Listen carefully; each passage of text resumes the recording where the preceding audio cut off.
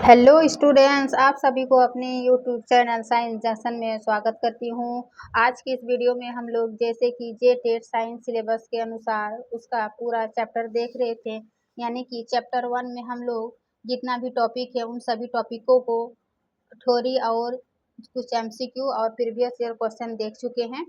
जो नहीं देखे हैं, चैनल पर प्लेलिस्ट बना हुआ है जेटेट साइंस सिलेबस 2026, वहाँ से आप इसका कंप्लीट अध्याय 1 का सभी टॉपिक देख सकते हैं। उसके बाद हम लोग अध्याय 2 शुरू किए थे, जिसमें से दैनिक उपयोग की सामग्री और विभिन्न प्रकार के पदार्थ, ये दोनों टॉपिक जो है पढ़ चुके हैं। आज की इस वीडियो में हम लोग पढ़ेंगे पदार्थों का पृथक्करण, मीन्स पदार्थ जो है एक दूसरे से कैसे अलग करते हैं जब दो पदार्थ आपस में मिल जाते हैं। तो इसका कंप्लीट थ्योरी देखेंगे, तो वीडियो में बने रहें अंत तक। इससे पहले वाला वीडियो देखिए, पिछले वाले, कि दैनिक उपयोग की सामग्री और फिर विभिन्न प्रकार के पदार्थ जो है अध्याय 2 से फर्स्ट टॉपिक था। इन दोनों टॉपिक को कवर किया हमने, है ना, बिल्कुल एक सिस्टमेटिक ढंग के साथ, ताकि जो है आपको 100% कंटेंट मिले और आपको इस टॉपिक से संबंधित जितने भी क्वेश्चन बनने की संभावना रहती है, किसी और वीडियो को देखने की आवश्यकता ना पड़े। तो चलिए बिना देरी के शुरू करते हैं आज का क्लास, पदार्थों का पृथक्करण। Separation of substance. पदार्थ क्या है? दुनिया में जितने भी वस्तु है जिसका आयतन होता है, जिसका भार होता है, वह पदार्थ क्या कहलाता है? पदार्थ कहलाता है। लेकिन जब दो पदार्थ आपस में मिल जाते हैं ना, दो या दो से अधिक पदार्थ, जब मिश्रण, जैसे मिश्रण पढ़ते हैं हम लोग, यौगिक पढ़ते हैं, तो उन मिश्रण और यौगिकों को किस विधि से अलग करते हैं, तो उसी को पढ़ेंगे। आखिर जो है वो पृथक्करण की आवश्यकता क्यों होती है ना, क्यों हम लोग अलग करते हैं, सेपरेट करते हैं कोई भी सब्सटेंस को, क्योंकि, तो इसका उत्तर होगा कि जो भी अनुपयोगी अवयवों को दूर करने के लिए, है ना, जैसे कि दो पदार्थ आपस में मिल जाते हैं, उनमें से जो उपयोगी है और जो अनुपयोगी है, तो अनुपयोगी पदार्थ को क्या करते हैं? दूर करने के लिए, हटाने के लिए उसका पृथक्करण करते हैं, क्योंकि वह उसमें जो आपस में मिश्रित हो जाते हैं, है ना, तो उन अनुपयोगी पदार्थ को हटाने के लिए पृथक्करण की आवश्यकता होती है। दूसरा होगा हानिकारक पदार्थों को हटाने के लिए, यानी कि उनमें से जो भी हानिकारक पदार्थ है उसको हटाने के लिए भी। तीसरा हो जाएगा इसका कि पृथक्करण की आवश्यकता क्यों है, तो शुद्ध पदार्थ या फिर उपयोगी घटकों को प्राप्त करने के लिए, है ना, उनमें से शुद्ध और अशुद्ध पदार्थ जो आपस में मिश्रित हो जाते हैं, तो शुद्ध पदार्थ या फिर उनमें से जो उपयोगी घटक है, पदार्थ है, उसको हटाने के लिए भी पृथक्करण की आवश्यकता होती है। अब हम लोग देखेंगे पृथक्करण की प्रमुख विधियाँ, यानी कि कौन कौन से मेथड है किसी भी पदार्थ को हटाने के लिए, सेपरेट करने के लिए। तो पहला देखेंगे ठोस से ठोस का पृथक्करण, यानी कि पदार्थ की जो है सामान्यतः 3 अवस्था हम लोग देखते हैं, ठोस, द्रव एवं गैस। तो सबसे पहले जब एक ठोस पदार्थ दूसरे ठोस पदार्थ से मिश्रित हो जाते हैं, मिल जाते हैं, तो उसको कैसे सेपरेट करते हैं? ठीक है, तो ठोस से ठोस का पृथक्करण, यानी कि इसमें आ जाएगा पहला हस्तचयन से। हस्तचयन से क्या होता है? जब अशुद्धियों की मात्रा कम हो, है ना, जिसमें से अशुद्धियों बोल सकते हैं या फिर अनुपयोगी की मात्रा कम हो और उनका आकार या फिर रंग अलग हो, जैसे कि गेहूं से पत्थर चुनना। गेहूं में पत्थर जब मिश्रित हो गया, तो पत्थर की मात्रा क्या है या फिर अनुपयोगी की मात्रा क्या हो? कम है, और उनका आकार एवं रंग अलग हो, जिसको आंखों से देखकर जो है उसका हाथों से चुनकर अलग कर सकते हैं, इसको क्या कहेंगे? हस्तचयन से। तो यह दोनों क्या था? ठोस पदार्थ, यानी कि ठोस से मिश्रण, उसको अलग करने के लिए पहला हो जाएगा हस्तचयन। दूसरा हो जाएगा थ्रेसिंग, है ना। थ्रेसिंग में क्या होता है? सूखे पौधों की डंठियों से अनाज के कणों को अलग करना यह बैलों या मशीनों द्वारा किया जाता है। थ्रेसिंग में क्या होता है? जो भी अनाज, जैसे गेहूं हो गया, धान हो गया, उसमें सूखे पौधे की डंठियों को अनाज से अलग करने के लिए इन थ्रेसिंग का यूज किया जाता है। बैलों या फिर मशीनों के द्वारा थ्रेसिंग की जाती है, जहाँ पर फसल अधिक मात्रा में उगाया जाता है। इसका तीसरा उदाहरण हो जाएगा ठोस से ठोस का पृथक्करण का निष्पावन, है ना। निष्पावन यानी कि क्या होता है? इसमें पवन या वायु के झोंकों द्वारा भारी अनाज से हल्के भूसों को अलग करना, जैसे कि चावल जब थ्रेसिंग के माध्यम से अलग कर लेते हैं, तो उसमें से अनाज जब भूसा तो अनाज चूंकि भारी होते हैं और भूसा हल्की होती है, तो यह पवन या वायु के झोंकों द्वारा भारी अनाज से हल्के भूसे को अलग करने से निष्पावन पृथक्करण के यूज करते हैं। चौथा हो जाएगा चालन। चालन में क्या करते हैं, अलग अलग आकार के कणों को छलनी द्वारा अलग करना, जैसे कि आटे से चोकर या निर्माण स्थल पर रेत से पत्थर अलग करना। चालन विधि में क्या हो जाएगा, दो अलग अलग आकार के, यानी कि बड़ा आकार का छलनी में छन जाएगा और छोटे आकार का जो है छलनी से पार हो जाएगा। इसका डेली उपयोग में हम लोग आटे को देख सकते हैं, है ना, मैदा को देख सकते हैं। तो इस प्रकार से एक ठोस पदार्थ दूसरे ठोस पदार्थ को अलग करने की विधि था हस्तचयन, थ्रेसिंग, निष्पावन और चालन। अब हम लोग दूसरा पॉइंट देखेंगे, अघुलनशील ठोस का द्रव से पृथक्करण। जो भी अघुलनशील ठोस होगा वह द्रव से अलग करने की विधि, है ना। इसका पहला हो जाएगा अवसादन विधि, सेडिमेंटेशन। जो अघुलनशील ठोस होगा, है ना, जो घुलेगा नहीं द्रव से, उसको कैसे अलग करेंगे। अवसादन में क्या करते हैं कि जब मिश्रण में जल मिलाने पर भारी घटकों का नीचे बैठ जाना, यानी कि जल में कोई कंकड़, पत्थर, कोई ठोस पदार्थ का मिल जाना, है ना, अघुलनशील ठोस का द्रव में मिल जाना, उसको इस अवसादन विधि से अलग करते हैं। क्या कि उसको कुछ समय के लिए स्थिर छोड़ देते हैं। तो इसमें क्या हो जाएगा, जो भी उसमें भारी घटक है, ठोस पदार्थ है, वह नीचे बैठ जाएगा और उस प्रकार से हम लोग मिश्रण में जल को अलग कर सकते हैं। तो इस विधि को क्या कहेंगे अवसादन या फिर सेडिमेंटेशन विधि। दूसरा इसका हो जाएगा ठोस और द्रव का निस्तारण विधि, है ना।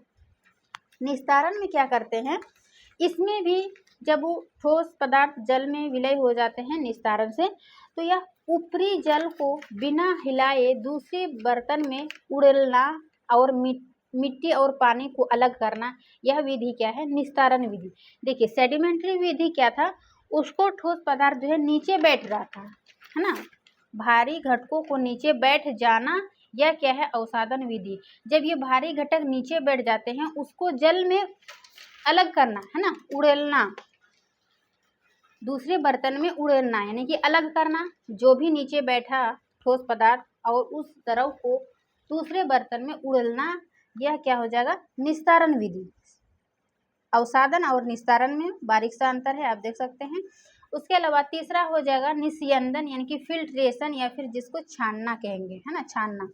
तो फिल्ट्रेशन किसका होता है, फिल्टर पेपर या कपड़े का उपयोग करके द्रव से ठोस कणों को अलग करना, जैसे कि हम लोग चाय की पत्ती को छानते हैं या मटमैले पानी को साफ करना, उसको छलनी के फिल्टर के माध्यम से फिल्टर पेपर या फिर बारीक कपड़े या फिर जो, है ना, चाय जिसमें छानते हैं वो,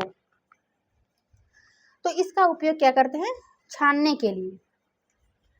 और तीसरा पॉइंट है अघुलनशील ठोस को द्रव से अलग करना, घुलनशील ठोस को, अभी हम लोग देखे थे अघुलनशील ठोस को द्रव से अलग करना, लेकिन यहाँ पर क्या है तीसरा पॉइंट कि घुलनशील ठोस का द्रव से अलग करना।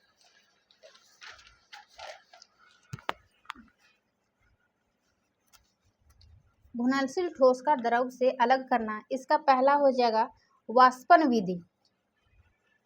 वाष्पन विधि में क्या होता है, जैसे कि हम लोग समुद्र के जल से नमक इसी विधि से प्राप्त किया जाता है। ये वेरी वेरी इंपॉर्टेंट है, इसमें एमसीक्यू पूछेगा कि समुद्र के जल से नमक किस विधि से प्राप्त किया जाता है, तो वाष्पन विधि से। क्योंकि जल को गर्म करके वाष्प में बदलना, है ना, समुद्र के जल से नमक इसी विधि से प्राप्त किया जाता है। जब समुद्र की जल या फिर नदी, झरने, इस जल का क्या होता है, वाष्पन होता है, वाष्पीकरण की क्रिया होती है, फिर वाष्पीकरण करके वो ठंडा करके पुनः पानी में बदल जाते हैं। इस प्रकार से जो है वो जल चक्र होते हैं और समुद्र के जल से नमक इसी विधि से जो है वो प्राप्त की जाती है, वाष्पन विधि से। दूसरा इसका उदाहरण हो जाएगा संघनक, है ना, कंडेंसेशन, संघनन। ये इसमें क्या होता है, जलवाष्प को ठंडा करके पुनः द्रव यानी कि पानी में बदलना, जैसे कि बारिश होना, समुद्र के जल, नदी के झरना, तालाब, इन सभी का जल जो है वाष्पीकरण होता है। वाष्पीकरण के बाद वो पुनः बादल में जाके, है ना, ऊपर जाके ठंडा हो जाते हैं और ठंडा होने के बाद फिर वह पुनः में बारिश के रूप में पानी में बदल जाता है, जिसको हम लोग बारिश होना कहते हैं। तो यह संघनन के माध्यम से होता है, कंडेंसेशन के माध्यम से। अब कुछ अन्य पृथक्करण भी हम लोग देखते हैं। सभी पृथक्करण जो है इम्पोर्टेंट है। कुछ अन्य भी देखते हैं कि एक से अधिक विधियों का उपयोग, यानी कि कुछ में जो है वह एक से अधिक विधियों द्वारा पृथक्करण होता है। जैसे कि कभी कभी रेत, नमक और पानी के मिश्रण को अलग करने के लिए निस्तारण भी और निस्यंदन भी, वाष्पन भी और संघनन चारों का उपयोग करना पड़ता है। तो ये था एक से अधिक विधियों का उपयोग। इसके अलावा एक और हम लोग देखेंगे चुंबकीय पृथक्करण, है ना। चुंबकीय पृथक्करण ये भी पूछा जाएगा कि कहाँ करते हैं। तो यदि मिश्रण में लोहा हो तो चुंबक का प्रयोग करते हैं, यानी कि कूड़े के ढेर में जो कि मशीन लगा चुंबक के माध्यम से जो है वो कूड़े के ढेर से चुंबक पदार्थ को अलग करते हैं। मिश्रण में कूड़े में कितने प्रकार के मिश्रण होता है, यौगिक होता है। तो यदि मिश्रण में लोहा हो तो चुंबक का उपयोग करके उसको क्या करते हैं, अलग करते हैं, तो चुंबकीय पृथक्करण से। इसके अलावा है लोडिंग। यह कहाँ यूज होता है, फिटकरी का उपयोग करके मिट्टी के बारीक कणों को भारी बनाकर नीचे बैठाना, यानी कि पानी में जो है छोटे छोटे कण है मिट्टी के, पता नहीं चलता है, लेकिन जब उसमें फिटकरी का उपयोग करते हैं तो वह मिट्टी के बारीक कण जो है वो भारी बनकर नीचे बैठ जाता है। इसको कहेंगे लोडिंग विधि से, है ना। इसको अलग करना, पानी को शुद्ध करने के लिए फिटकरी डालते हैं। इनके अलावा हो जाएगा नमक और कपूर। नमक और कपूर में क्या होता है कि कपूर जो है एक ऊर्ध्वपादन द्वारा अलग किया जाता है। ऊर्ध्वपादन क्या है, जो सामान्यतः ठोस क्या होता है, पहले द्रव में चेंज होता है ना। पहले द्रव में चेंज होता है, उसके बाद जो है वह गैस में चेंज होता है। जैसे कि हम लोग सामान्यतः देखेंगे ठोस में आ जाएगा बर्फ, ठीक है। बर्फ पहले पिघलेगा तो क्या बनेगा, पहले द्रव बनेगा, उसके बाद द्रव को धीरे धीरे वाष्पीकरण से क्या बनेगा, गैस बनेगा, है ना। तो इस प्रकार एक सिस्टमेटिक ढंग से परिवर्तन हो रहा है। लेकिन यदि बर्फ द्रव में परिवर्तन बिना, है ना, जब बर्फ यानी कि ठोस पदार्थ जब द्रव में परिवर्तन हुए बिना सीधे गैस में परिवर्तन हो जाता है, सीधे बर्फ सीधे यानी कि ठोस पदार्थ सीधे गैस में परिवर्तन होना, चेंज होना, इसी को क्या कहेंगे, सब्लिमेशन या फिर ऊर्ध्वपादन। तो कपूर जो है यह एक प्रकार का ऊर्ध्वपादन का उदाहरण है, कपूर हो जाएगा। उसके अलावा एक और याद रखना, कार्बन डाइऑक्साइड, यह क्या है, शुष्क बर्फ, इसको कहेंगे कार्बन डाइऑक्साइड को शुष्क बर्फ। कपूर, शुष्क बर्फ, अमोनियम क्लोराइड, ये सभी क्या है, ऊर्ध्वपादन का उदाहरण है। तो नमक और कपूर जो है, इसको कपूर को ऊर्ध्वपादन द्वारा अलग किया जाता है, क्योंकि यह सीधे ठोस से गैस में बन जाता है ना। यहाँ पर पूछा जा सकता है कि इनमें से कौन सा ऊर्ध्वपादन है, तो कपूर, कार्बन डाइऑक्साइड, और तीसरा याद रखना अमोनियम क्लोराइड, ठीक है, अमोनियम क्लोराइड। तो इस प्रकार से आज का यह टॉपिक जो है पदार्थों का पृथक्करण समाप्त होता है। जो भी पृथक्करण से इम्पोर्टेंट था, यानी कि क्वेश्चन बनने की संभावना था, उन सभी टॉपिक को मैंने कवर की है। और दैनिक उपयोग की सामग्री, विभिन्न प्रकार के पदार्थ भी हम लोग पढ़ चुके हैं। अब इसके नेक्स्ट टॉपिक है, यानी कि अध्याय 2 में ही नेक्स्ट टॉपिक है अम्ल, क्षारक एवं लवण। तो इसका एक चैप्टर हो जाएगा अम्ल, क्षारक एवं लवण का। यदि आप इसका कंप्लीट थ्योरी और इसका कुछ MCQ भी देखना चाहते हैं तो चैनल कमेंट कीजिए कमेंट बॉक्स में।